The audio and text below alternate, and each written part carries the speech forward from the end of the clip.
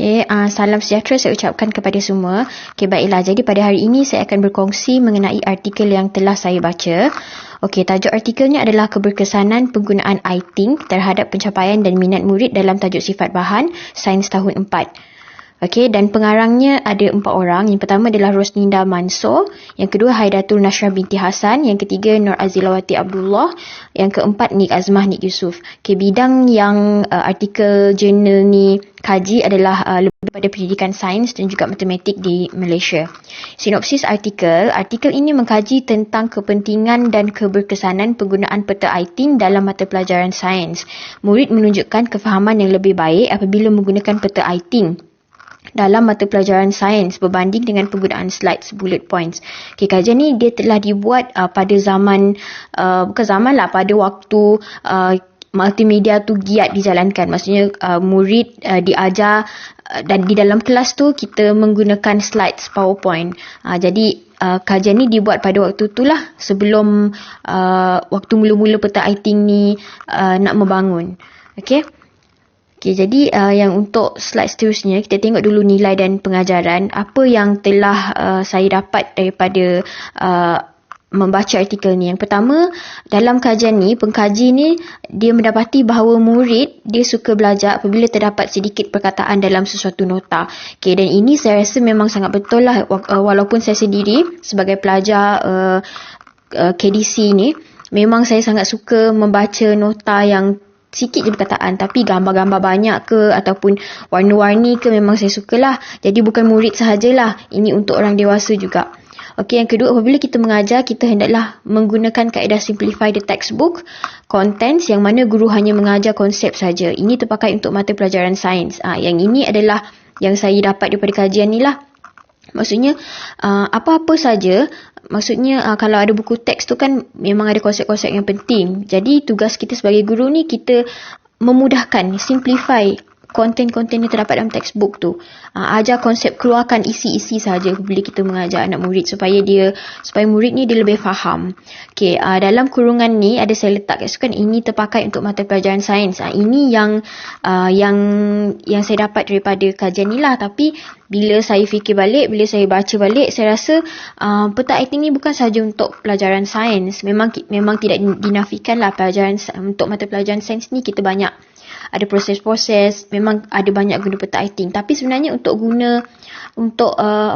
menggunakan peta I-Think dalam subjek lain tu pun boleh juga. Okay, maksudnya bukan terhad untuk subjek sains saja. Cuma peta I-Think ni banyak digunakan dalam mata pelajaran sains. Okay, dan yang ketiga, guru juga harus menerangkan kepada murid apa itu peta I-Think dan cara menggunakan peta I-Think untuk memahami dengan mudah mengenai sesuatu topik atau mata pelajaran. Okay, jadi tugas kita sebagai seorang guru, kita kena beritahu murid lah, kita kena dedahkan murid kepada peta I-Think ni, sebab waktu dekat sekolah menengah nanti mereka akan gunakan peta I-Think ni. Okay, fungsi peta I-Think ni seperti yang kita tahu, dia adalah untuk untuk memudahkan murid untuk faham, untuk memudahkan diri kita sendiri untuk faham. Jadi apa-apa sesuatu topik tu, dia kan ada proses dia ada banyak, dia punya subtopik. Jadi peta I-Think ni dia memudahkan untuk mencerakinkan mata pelajaran sains tu lebih kepada konsep-konsep supaya murid lebih faham. Okey, dan aplikasi dalam PDP. Okey, aplikasi dalam PDPC yang pertama saya dapatlah, saya rasa action plan saya lepas ni adalah untuk mendedahkan jenis peta I-Think kepada murid prasekolah SK Sungai Buloh supaya mereka dapat mengenali jenis peta I-Think pada peringkat asas. Okey, yang kedua, mengaplikasikan peta I-Think dalam PDPC, dan yang ketiga, menyediakan sudut peta I-Think di dalam kelas. Okey, untuk aplikasi dalam PDPC ni, ini bukan saja saya dapat daripada kajian ni, tetapi sewaktu saya menghadiri kelas KDC, memang guru di dalam memang pensyarah kami menyatakan bahawa walaupun kami di bidang PAKK, pendidikan awal kanak-kanak, sebenarnya sepatutnya peta I-Think tu sudah digunakan. Jadi adalah beberapa peta I-Think yang pensyarah kami recommend kami untuk guna untuk bidang prasekolah lah, untuk peringkat prasekolah, iaitu peta bulat, peta aliran proses, dia ada banyak jenis peta iting lah. Jadi untuk prasekolah ni memang dia lebih menggalakkan menggunakan peta bulat dan peta awan dengan peta aliran proses.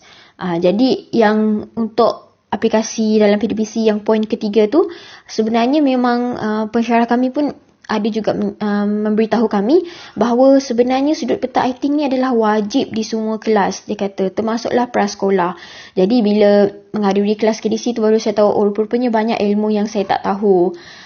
Jadi saya harap daripada sesi sharing artikel jurnal yang saya dah yang saya dah kongsi pada hari ini boleh membantu saya sendiri dan juga guru-guru SK Sungai Buloh untuk memperkasakan penggunaan peta iting ni. Okey, itu saja daripada saya. Terima kasih.